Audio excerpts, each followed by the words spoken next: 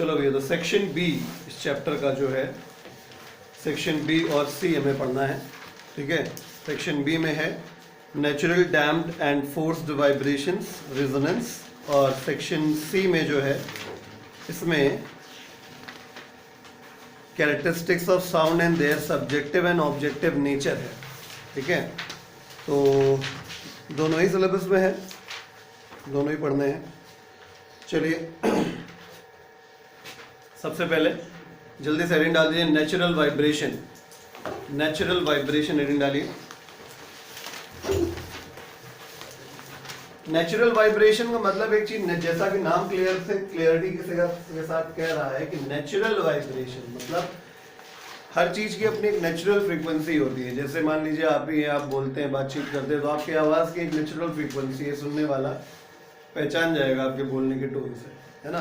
मतलब हर चीज की अपनी एक नेचुरल फ्रीक्वेंसी होती है। आप किसी मटेरियल को स्ट्रक कर दीजिए, मतलब बजा दीजिए, फोर्स लगा दीजिए, मतलब झटका दे दीजिए, तो वाइब्रेट करने लगता है, नहीं करने लगता है। तो जितनी फ्रीक्वेंसी से वाइब्रेट करता है वो उसका नेचुरल होता है। ठीक है, जितनी फ्रीक्वेंसी से वाइब्रेट करता है वो नेचुरल होता है। इसी को नेचुरल वाइब्रेशन, फ्री वाइब्रेशन कहते हैं। आई बात समझ में? तो नेचुरल वाइब्रेशंस आपने हेडिंग डाला होगा। ठीक है, लिखिए फटाक से। द पीरियोडिक वाइब्रेशंस, बनी बात है वाइब्रेशन है तो पीरियोडिक ही होगा। पीरियोडिक का मतलब क्या होता है? जब कोई चीज एक फिक्स इंटरवल के बाद अपने आप को रिपीट करती है उसे हम पीरियोडिक कहते हैं। ठीक है, तो the periodic vibrations of a body in the absence of any external force, in the absence of any external force on it, in the absence of any external force on it, comma, are called natural or free vibrations. Called natural और free vibrations। अभी बोलते बोलते बीच में free मेरे शब्द मुंह से निकला भी था शब्द। ठीक है, तो दोनों का मतलब एक ही होता है, नेचुरल और फ्री वाइब्रेशंस। अर्थात मोटी मोटी भाषा में तो मैंने बता दिया, दोबारा बता देते हैं। किसी भी बॉडी को स्ट्रक कर देते हैं, मतलब उसको झटके से फोर्स लगा देते हैं, तो उस वाइब्रेट करना स्टार्ट कर देती है ना।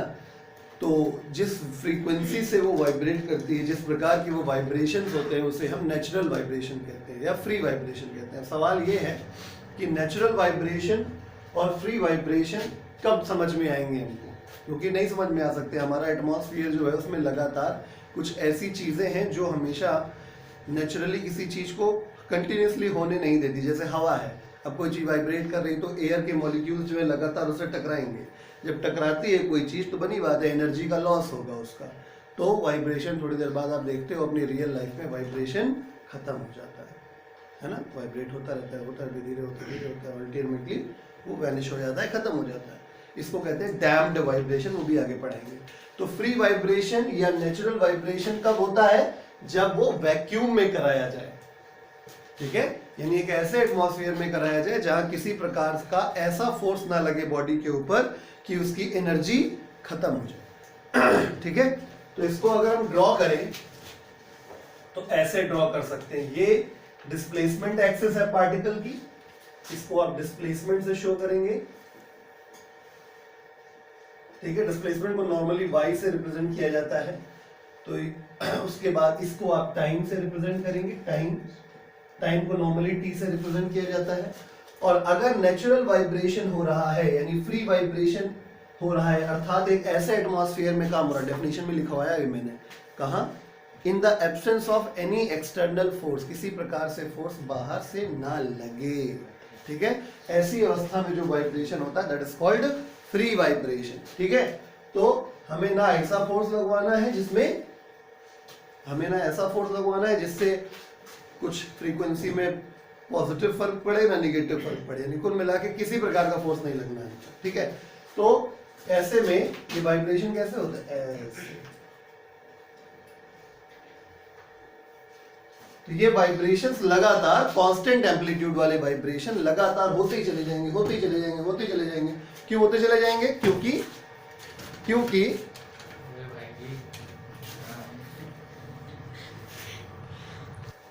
तो हम ये बात कर रहे थे कि हमेशा कंटिन्यूअसली इसी तरीके से होता चला जाएगा फ्री वाइब्रेशन। ठीक है, जितना जल्दी हो सके उतना जल्दी नोट कर लीजिए। हम आगे बढ़ते हैं। चलिए अब आगे देखते हैं डैम्प्ड वाइब्रेशन। अभी मैंने बात जिक्र किया था कि नेचुरल वाइब्रेशन या फ्री वाइब्रेशन एग्जिस्ट नहीं करता है, क्योंकि उसको कराने के लिए हमें प्योर वैक्यूम क्रिएट करना पड़ेगा, यानी हमें एक ऐसा माहौल क्रिएट करना पड़ेगा जिसमें किसी प्रकार का फोर्स बॉडी पे ना लगे। ठीक है, तो नॉर्मली जो डैम्प्ड वाइब्रेशन होता है, नाम से ही क्लियर है, डैम्प्ड में एनर्जी जो होती है वो लगातार लगातार लगातार कम होती चली जाती है, डैम्पिंग होती है। डैम्पिंग का मतलब ही होता है gradual loss of energy. Damping का मतलब ही यही होता है। ठीक है, तो ये हो गया डिस्प्लेसमेंट। डिस्प्लेसमेंट को y से रिप्रेजेंट करते हैं, इसे टाइम t से रिप्रेजेंट करेंगे, टाइम इसे t से रिप्रेजेंट करेंगे। उसके बाद ये आपका इस तरीके से थोड़ा सा ऐसे, ये केवल एक फ्रेम टाइप का है। ठीक है, अब ये बनेगा कैसे, ये देखिए, ये जो एम्पलीट्यूड है, जो वाइब्रेशन है, धीरे धीरे इस प्रकार से अल्टीमेटली खत्म हो जाएगा, इन द लास्ट ये जीरो हो जाएगा। हमने बहुत आगे तक नहीं बनाया है, आपको समझ में आ गया होगा। तो ये प्लस ए है, यानी पॉजिटिव एम्पलीट्यूड, या निगेटिव एम्पलीट्यूड, या जीरो है। यानी जैसे जैसे एनर्जी खर्च होती जाएगी वैसे वैसे वाइब्रेशन का एम्पलीट्यूड कम होता चला जाएगा और अल्टीमेटली ये एम्पलीट्यूड वाइब्रेशन खत्म हो जाएगा। इसको कहते हैं डैम्प्ड वाइब्रेशन। तो हेडिंग डाल दी होगी आपने, damped vibration, DAMPED, damped vibrations. इसमें लिखिए the periodic vibrations, the periodic vibrations, the periodic vibrations of a body, the periodic vibrations of a body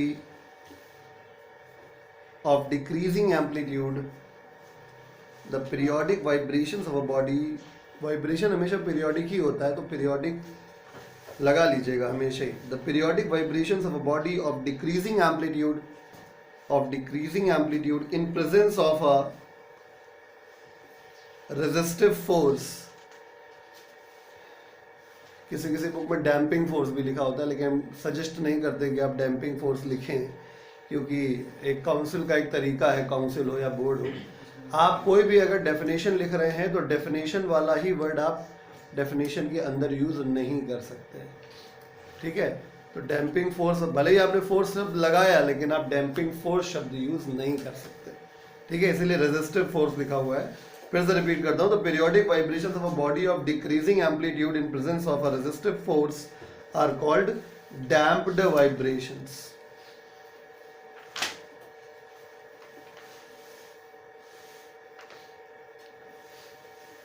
तीसरी कैटेगरी आती है फोर्स्ड वाइब्रेशन। फोर्स्ड वाइब्रेशन, हाँ ये डायग्राम बनेगा आपका, पहले इसको बना लीजिए, उसके बाद फोर्स्ड वाइब्रेशन लिखेंगे। हाँ जी, अब एंड डालिए फोर्स्ड वाइब्रेशंस, फोर्स्ड वाइब्रेशंस। अब जैसा कि हम देख रहे थे अभी डैम्प्ड वाइब्रेशन में क्या हो रहा है कि ऐसा ऑब्जर्व किया जाता है कि एक पर्टिकुलर इंटरवल ऑफ टाइम के बाद कुछ सर्टेन अमाउंट ऑफ एनर्जी क्या होती है, वो कम हो जाती है। तो अगर हम, होता नहीं आजकल वैक्सीन देने में हो रहा, बूस्टर डोज, सेकेंड डोज, ये डोज, वो डोज, तो लगातार डोज देते रहे हैं, मतलब एक वाइब्रेशन हुआ, सपोज 10% एनर्जी का लॉस हो गया, तो जैसे वाइब्रेशन हुआ वैसे तुमने क्या किया, उसको 10% एनर्जी अलग से दे दी, तो फिर से मेंटेन हो गया वो उतना ही। फिर जैसे एक लूप हुआ, फिर 10% एनर्जी लॉस होगी, फिर तुमने उतने ही टाइम के बाद, जैसे तुमने क्लिक कर लिया था कि इतने टाइम बाद 10% एनर्जी कम हो रही, तुमने फिर से उतनी 10% एनर्जी दे दी, तो इससे क्या होगा, वो तुम्हारा डैम्प्ड वाइब्रेशन हो रहा था। ठीक है, मतलब डिस्प्लेसमेंट y और टाइम t वो तुम्हारा डैम्प्ड वाइब्रेशन ही रहा था, लेकिन तुमने हर पीरियोडिक इंटरवल के टाइम, मतलब हर एक फिक्स इंटरवल ऑफ टाइम के बाद आपने क्या किया, उसकी जितनी एनर्जी कम हो रही थी आपने उसको उतना ही एनर्जी प्रोवाइड कर दिया, है ना। तो फिर से वो वाइब्रेट वैसे ही करने लगा जैसे कि नेचुरल में था, लेकिन यहाँ एक फर्क है बस। ठीक है, एक तरीका ये है समझने का जो मैंने भी आपको बताया कि हमको पता है कि एक टाइम के बाद एक पर्टिकुलर अमाउंट ऑफ एनर्जी कम हो जाएगी, ठीक है, तो उतनी एनर्जी हम दे देंगे, फिर से मेंटेन हो जाएगा, कम नहीं होगा एम्पलीट्यूड।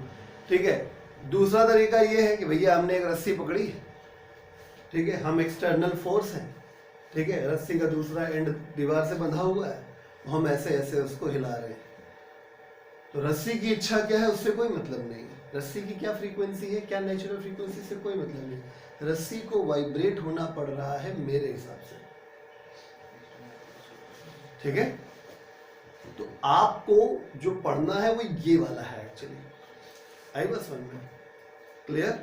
जब हम किसी भी ऑब्जेक्ट को, किसी चीज को वाइब्रेट करवाते हैं with the help of external periodic force, और वो लगातार उसके ऊपर काम करता है, देखिए फर्क है, नेचुरल में क्या किया था, स्ट्रक करके छोड़ दिया था, और कोई फोर्स बाहर से नहीं लग रहा था, तो हमेशा वो ऐसे ऐसे मेंटेन था।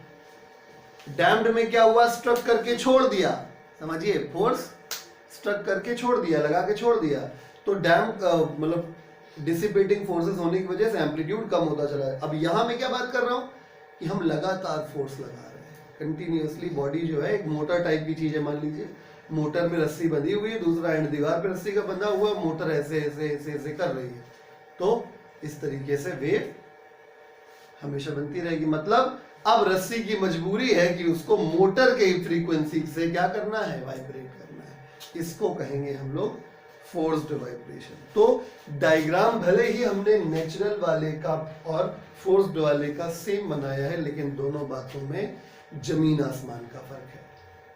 नेचुरल वाले में बॉडी को वाइब्रेट करा के छोड़ देते हैं और in the absence of any external force होता है, इस वजह से वो वाइब्रेशन हमेशा होता रहता है, ये एक अलग चीज हो गई। फ्री वाले में टोटल फोर्स 0 है, लेकिन यहां पे क्या है, यहां पे फोर्स कंटिन्यूअसली लग रहा है। आई बात समझ में क्लियर हो गया ना? ठीक है, तो हेडिंग डालिए फोर्स्ड वाइब्रेशन, लिखिए इसमें the vibrations of a body, the vibrations of a body which take place, the vibrations of a body which take place under the vibrations of a body which take place under the influence of, the vibrations of a body which take place under the influence of an external periodic force, the vibrations of a body which take place under the influence of an external periodic force acting on it, external periodic force acting on it, comma, are called forced vibrations.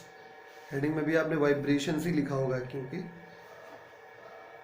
Grammar का भी ध्यान रखा करें, अगर vibration लिखा है तो is called, vibrations लिखा है तो आर कॉल्ड, फोर्स्ड वाइब्रेशंस। ठीक है, तो कुल मिला के यहाँ पे जो पीरियोडिक फोर्स लग रहा है वो डिसाइड करेगा कि एम्पलीट्यूड क्या है। बाइक मोटर एक्साइज वाली है, छोटा एम्पलीट्यूड हुआ, मोटर एक्साइज से चला रही है, ज्यादा एम्पलीट्यूड हुआ, मोटर जल्दी जल्दी चला रही है, फ्रीक्वेंसी बढ़ गई, मोटर औले औले चला रही है, फ्रीक्वेंसी घट गई। यानी सब कुछ डिसाइड कौन करता है, एक्सटर्नल पीरियोडिक फोर्स। ये आप ध्यान में रखिएगा, है ना, क्योंकि सब कुछ तो लिखवाया नहीं जा सकता, बहुत सारी चीजें समझने की भी होती है।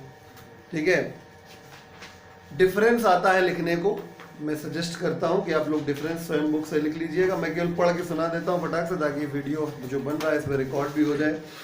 देखिए, जब लिखिएगा, वैसे बुक में जैसे लिखा मैं वैसे ही बता रहा हूँ, जैसे जो लोग वीडियो देख के लिखेंगे उसमें ऐसे करिएगा कि एक कॉलम बना लीजिएगा, बीच में लेफ्ट साइड में नेचुरल या फ्री वाइब्रेशंस का और राइट साइड में फोर्स्ड वाइब्रेशन का कर लीजिएगा।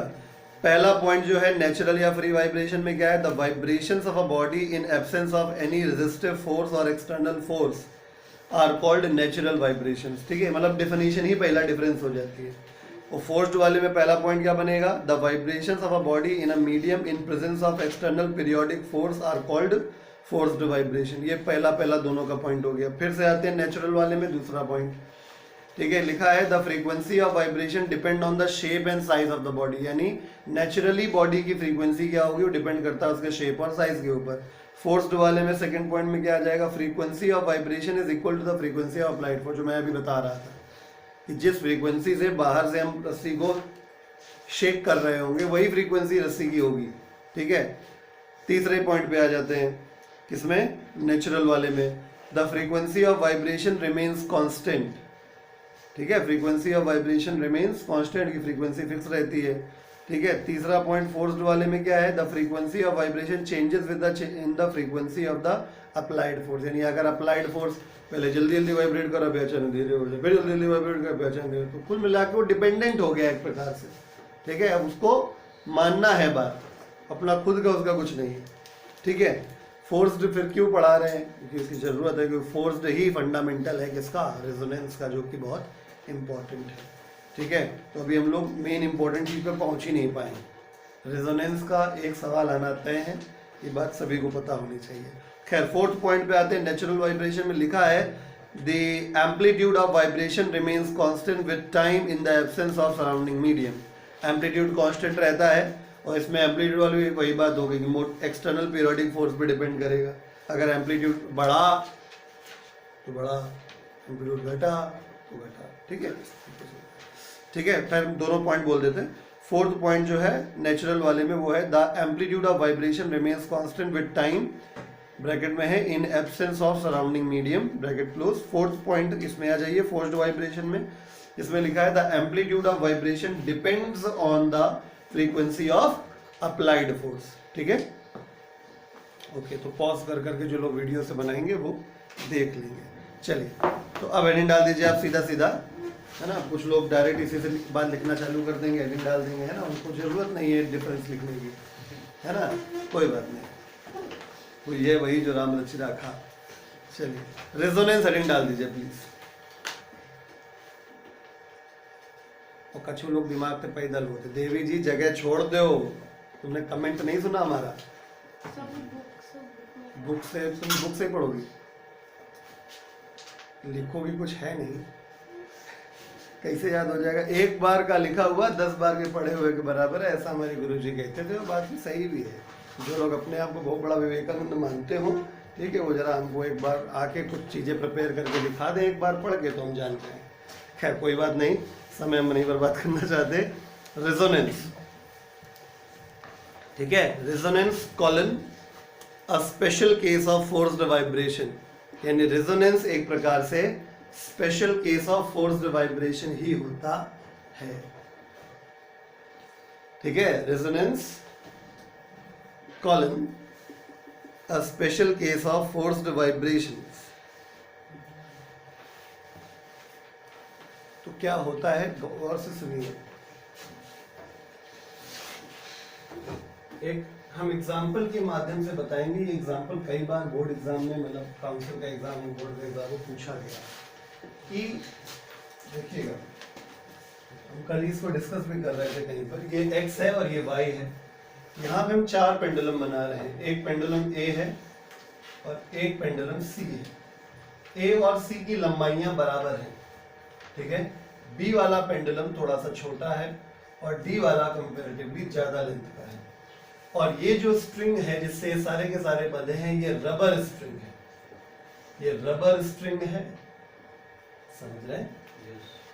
अब उन्होंने किया क्या, उन्होंने ये बोला कि ऐसा है, हमने ए को वाइब्रेट करा के छोड़ दिया, ए को हम वाइब्रेट करा दिया, ठीक है। तो एक बात तो तय हो जाती है, जब आपने ए को वाइब्रेट कराया तो ये रबर स्ट्रिंग होने की वजह से वाइब्रेशन सबको जाएगा, हिलेगी ना रबर स्ट्रिंग। जब ये रबर स्ट्रिंग हिलेगी तो अब इसको आप हिला रहे हो, तो ये हुआ फोर्स्ड वाइब्रेशन, ये हुआ फोर्स्ड वाइब्रेशन, ठीक है। अब इसके वाइब्रेशन की वजह से ये रबर की स्ट्रिंग में वाइब्रेशन पास होगा, जैसे हम लोग कहते नहीं है, मतलब अब अगर कोई वाइब्रेटिंग बॉडी को डेस्क पे हम लगा देंगे तो पूरा पूरा डेस्क वाइब्रेट करता है ना, वही चीज। तो ये पूरा पूरा रबर का स्ट्रिंग वाइब्रेट करेगा, जब वाइब्रेट करेगा तो वाइब्रेशन इसको भी मिलेगा, वाइब्रेशन इसको भी मिलेगा, वाइब्रेशन इसको भी मिलेगा, ठीक है। तो ऑब्जर्व क्या किया जाता है कि जितने मतलब इन दोनों की फ्रीक्वेंसी क्या थी, सॉरी मतलब इन दोनों की लेंथ क्या थी, बराबर थी। सिंपल पेंडुलम का अगर आपको फॉर्मूला याद हो, T बराबर 2 pi under root L upon G होता है, राइट। अगर फ्रीक्वेंसी का लिखोगे तो कितना हो जाएगा, 1 upon 2 pi under root G by L, right. कुल मिला के कवि ये कहना चाहता है, अर्थात मैं ये कहना चाहता हूं कि फ्रीक्वेंसी जो है वो लेंथ पे डिपेंडेंट है, बाकी सारी चीजें तो कांस्टेंट है। सिंपल पेंडुलम की जो फ्रीक्वेंसी होती है वो किस पे डिपेंडेंट होती है, लेंथ पे होती है, ठीक है। और क्योंकि दोनों की यहाँ पे A और C की क्या है, लेंथ बराबर है, length of A is equal to length of C है, तो इससे ये क्लियर होता है कि फ्रीक्वेंसी ऑफ A और फ्रीक्वेंसी ऑफ B भी आपस में क्या होगी, बराबर होगी। इसकी वजह से पता है क्या होता है, इसकी वजह से ये होता है कि ये भी उतनी ही फ्रीक्वेंसी से कुछ बढ़े हुए एम्पलीट्यूड के साथ वाइब्रेट करने लगता है। मतलब रिजोनेंस में क्या होता है, पहले हम आपको एक आपकी जनरल जिंदगी से आपको एग्जांपल देते हैं तो आपको ज्यादा बढ़िया समझ में आएगा। एफएम देखा है, हम मोबाइल वाले एफएम की बात नहीं कर रहे, वो डब्बा वाला जो एफएम यूज करते हैं हम लोग, तुम लोग मॉडर्न जमाने के लोगों को देखा तो होगा ही, फिर भी अभी फिलहाल जो जनरेशन चल रही है उसने एटलीस्ट एफएम देखा ही होगा, बॉक्स वाला, ठीक है। एफएम देखा हो या रेडियो देखा हो, उसमें आपने देखा होगा कि हम एक ट्यूनर लगा होता है, उससे फ्रीक्वेंसी सेट करते हैं उसकी, ठीक है। जैसे ही 92.7 क्या होता है, बिग एफएम होता है, तो एक्चुअली वो 92.7 मेगाहर्ट्ज फ्रीक्वेंसी होती है। आपने जैसे ही ट्यूनर को 92.7 मेगाहर्ट्ज पे सेट किया, आपको नहीं पता था वो मेगाहर्ट्ज चल रहा है, आपको तो 92.7 दिख रहा होता है, तो 92.7 एक्चुअली वो फ्रीक्वेंसी होती है। तो उस फ्रीक्वेंसी पे जैसे ही आपने अपने डिवाइस को सेट किया, तो अब आपके डिवाइस की फ्रीक्वेंसी 92.7 है मेगाहर्ट्ज में। जैसे ही बाहर से कोई भी सिग्नल आ रहा है जिसकी उतनी ही फ्रीक्वेंसी है, वो फटाक से लपक लेता है, कैच कर लेता है। आई बात समझ में, क्योंकि फ्रीक्वेंसी दोनों की मैच कर रही है, ठीक है।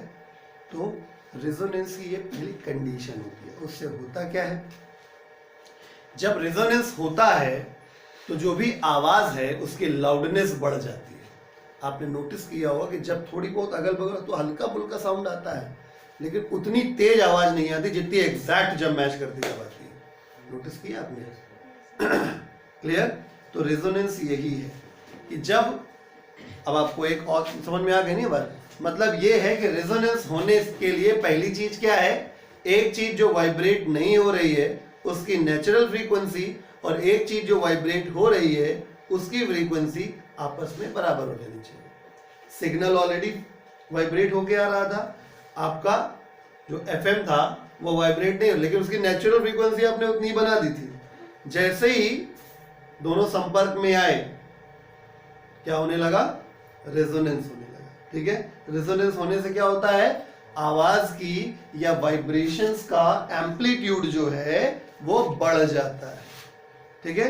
एक एग्जांपल आपकी बुक में और दिया है, ठीक है। तो यहां भी क्या होगा, यहां मैं इस एग्जांपल की पहले बात क्लियर कर दूं, क्योंकि इन दोनों की फ्रीक्वेंसी सेम है, ये वाइब्रेटिंग बॉडी है और ये पहले से वाइब्रेट नहीं हो रहा था, लेकिन दोनों की फ्रीक्वेंसी इत्तेफाक से क्या है, बराबर है। तो बराबर होने की वजह से दोनों ही क्या करने लगेंगे, ज्यादा एम्पलीट्यूड से वाइब्रेट करने लगेंगे, जस्ट बिकॉज ऑफ रेजोनेंस। पूछते हैं लोग, एग्जाम में पूछा जाएगा कि ये वाला जो है, ये वाला जो वाइब्रेशन हो रहा है, ठीक है, सी में जो वाइब्रेशन है वो कौन सा वाला वाइब्रेशन है, ये जो सी में वाइब्रेशन है ये कौन सा वाला वाइब्रेशन है, ठीक है।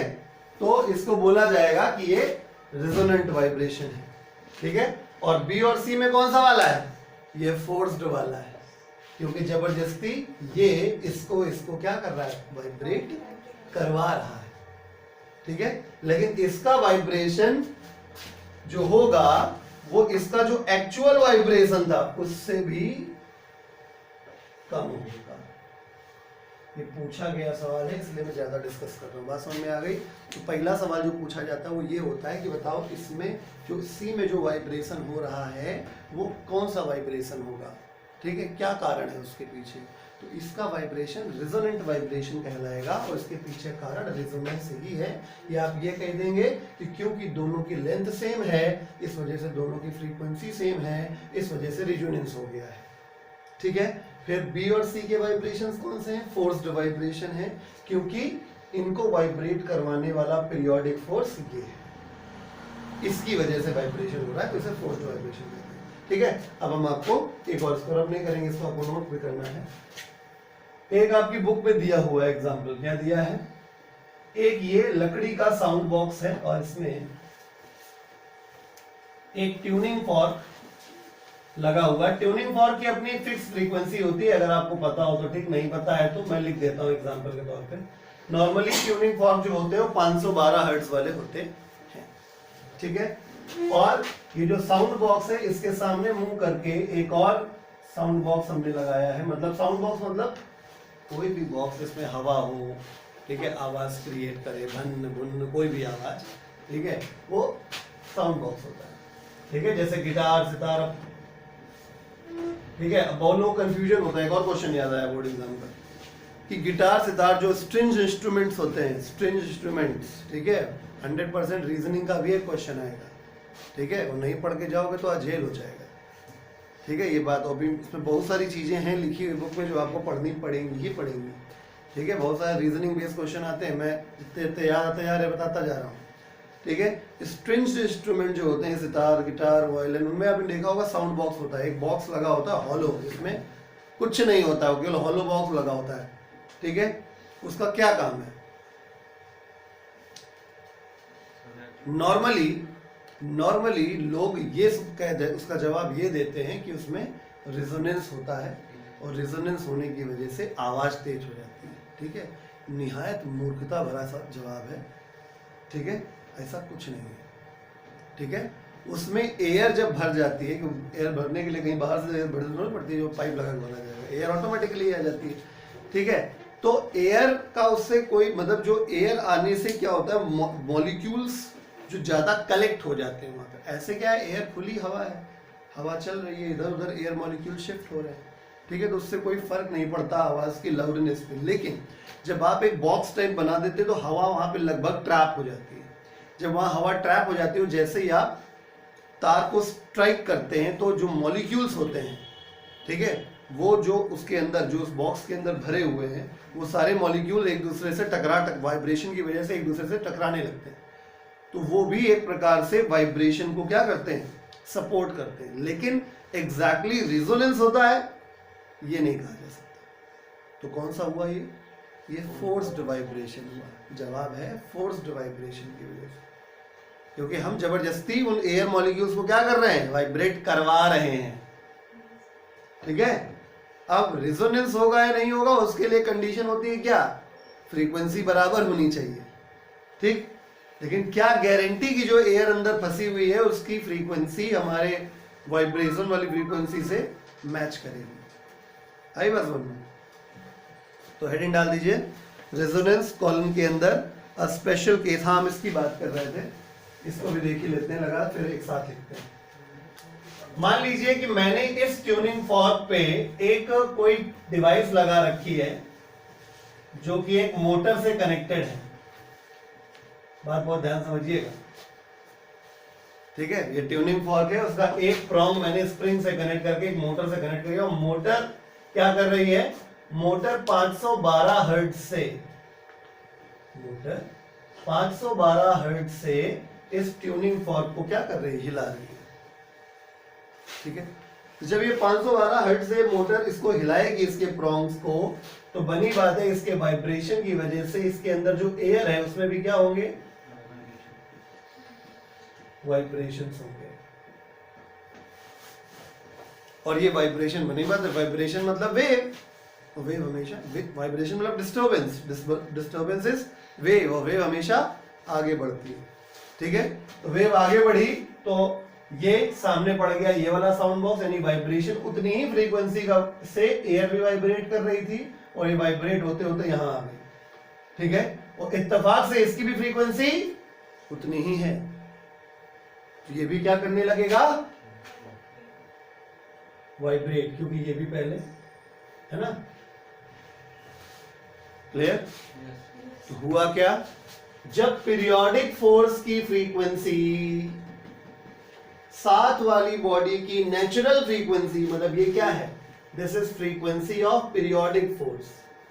ये बेटा शब्दावली है, समझना आसान होता है रेजोनेंस, वो लिखना टफ होता है, क्योंकि लिखने में अगर कीवर्ड गायब हो गया तो डेफिनेशन कंसीडर नहीं होगी, तो नंबर फिर तुम वैसे ही लेके चले जाओगे। ठीक है, तो ये है frequency of externally applied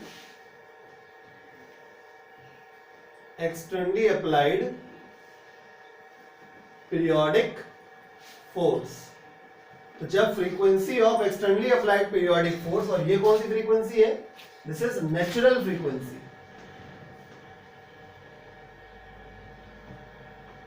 of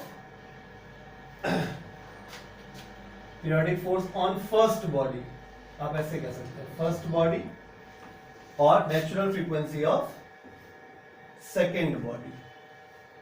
तो जब एक्सटर्नली अप्लाइड फोर्स की, पीरियोडिक फोर्स की जो फ्रीक्वेंसी है वो साथ वाली बॉडी यानी सेकेंड वाली बॉडी की नेचुरल फ्रीक्वेंसी के बराबर हो जाती है, तो दोनों बॉडीज ऑटोमेटिकली साथ साथ वाइब्रेट करने लगती हैं और उनका एम्पलीट्यूड बढ़ जाता है।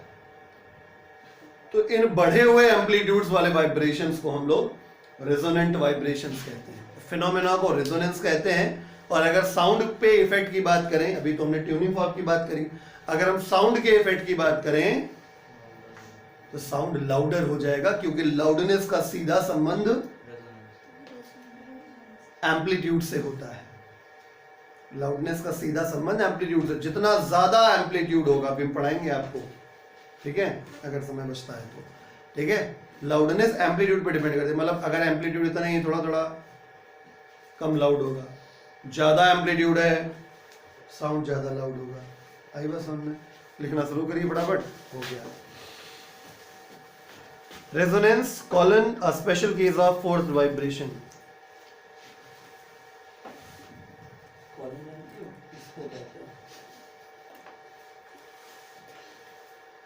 उसको ब्रैकेट कहते हैं। Resonance is a special case, ऐसा ही वर्ड टू वर्ड आपको लिखना है अगर डेफिनेशन आती है तो। ओके, लिखिए, resonance is a special case of forced vibration. Resonance is a special case of forced vibration. Resonance is a special case of forced vibrations, full stop. When the frequency of the externally applied periodic force, when the frequency of externally applied periodic force, when the frequency of externally applied periodic force on a body, when the frequency of externally applied periodic force on a body, देखिए मैंने वही शब्द लिखे हैं, when the frequency of externally applied periodic force on a body is equal to its natural frequency, is equal to its natural frequency, is equal to its natural frequency,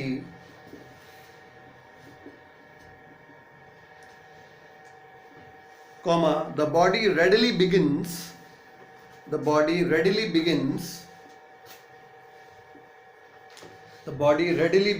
R-E-A-D-I-L-Y, readily begins to vibrate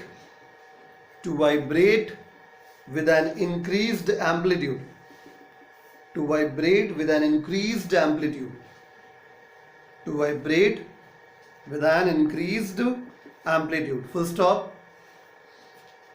This phenomena is known as resonance. This phenomena is known as resonance. This phenomena is known as resonance. Full stop.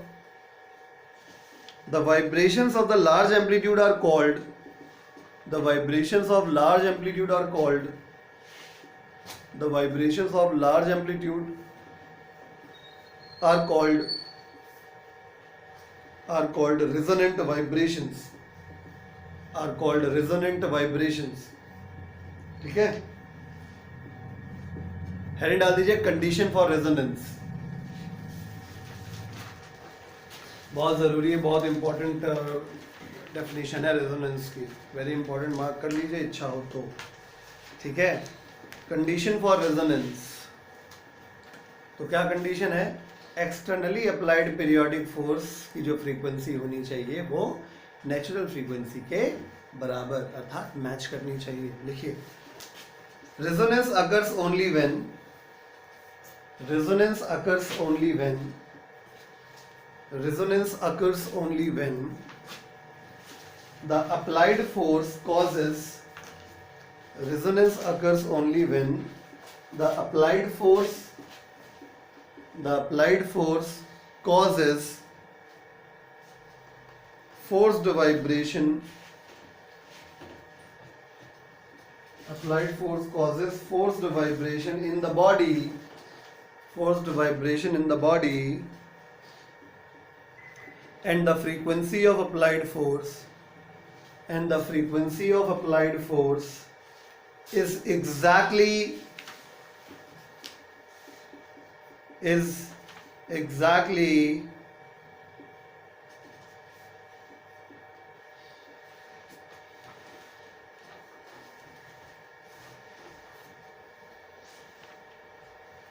equal to the natural frequency of vibrating body.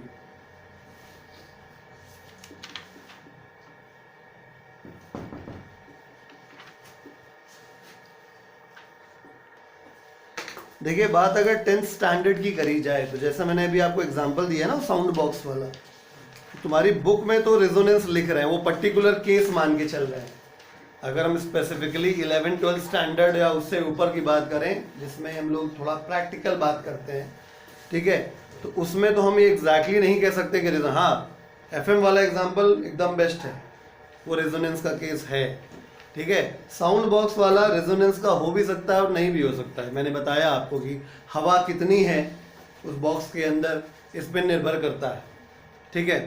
तो अगर sound engineering बढ़िया हुआ है, particular case मान के चलते हैं, मान लो एक बढ़िया साउंड इंजीनियर्ड, मतलब मिस्त्री ने नहीं बनाया है, एकदम बढ़िया पढ़े लिखे साउंड इंजीनियर ने एकदम कंस्ट्रक्ट किया है साउंड बॉक्स, तो जैसे कि बड़े बड़े अच्छी अच्छी कंपनी के स्पीकर्स होते हैं। अब मैं एग्जैक्टली बात बताता हूँ कि साउंड बॉक्स का सीन क्या है। जैसे आप आहूजा वगैरह की जो स्पीकर्स देखते हैं, बड़े बड़े जो होते हैं, जो डीजे वगैरह में ये लोग यूज़ करते हैं, ठीक है, उनकी बात अलग ही होती है कि वो प्रॉपरली साउंड इंजीनियर्ड वो एकदम बनाते हैं उसका फ्रेम, कि उसके अंदर इतनी हवा जब होगी, इतने बड़े फ्रेम के अंदर जब हवा भरी जाएगी तो उसकी जो नेचुरल फ्रीक्वेंसी होगी वो हमारे स्पीकर की पीरियोडिक फोर्स की फ्रीक्वेंसी से क्या कर जाएगी, मैच कर जाएगी, ठीक है। तो जब वो मैच कर जाएगी तो अल्टीमेटली आवाज तेज हो जाएगी ड्यू टू रेजोनेंस। तो अगर हम पर्टिकुलरली केस लेके चले कि नहीं भाई हम ये मान के चल रहे हैं कि साउंड इंजीनियर्ड बढ़िया तरीके से बनाया गया इंस्ट्रूमेंट है, तो हाँ आप रेजोनेंस आंसर कर सकते हो, ठीक है, आपकी बुक में मेंशन्ड है, ठीक है। लेकिन हमने आपको बात पूरी बताई है, ठीक है, कि अगर जरा सा सिस्टम गड़बड़ हुआ, तुम्हारा गिटार गिर गया, हल्का सा बॉक्स पचक गया, वॉल्यूम में फर्क आ जाएगा, वॉल्यूम में जब फर्क आ जाएगा तो हवा किसके अंदर है उसमें भी फर्क आ जाएगा, तो फ्रीक्वेंसी मैच नहीं कर पाएगी। आई बात समझ में। तो हम प्रॉपरली साउंड इंजीनियर की बात कर रहे हैं बॉक्स की, उसकी, ठीक है, तब तो रेजोनेंस कहा जाएगा, अदरवाइज नहीं कहा जाएगा। हाँ आवाज़ फिर भी लाउड आएगी, आवाज़ फिर भी लाउड आएगी, लेकिन उस लेवल की लाउड नहीं आएगी जैसे जितना रेजोनेंस में हो सकता है, ठीक है। अच्छा, तो सबसे पहले आप क्या करें, फॉर एग्जाम्पल करके ये बना लें, ठीक है। उसके बाद इसको भी देखना भी ऐसा है, इस चीज को भी लेना है,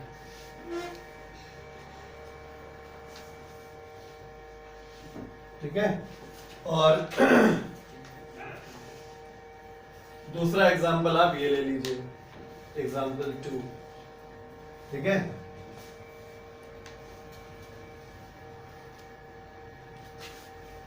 ठीक है, तो ये दोनों ए और सी क्या करेंगे, ये रिजोनेंट वाइब्रेशंस करेंगे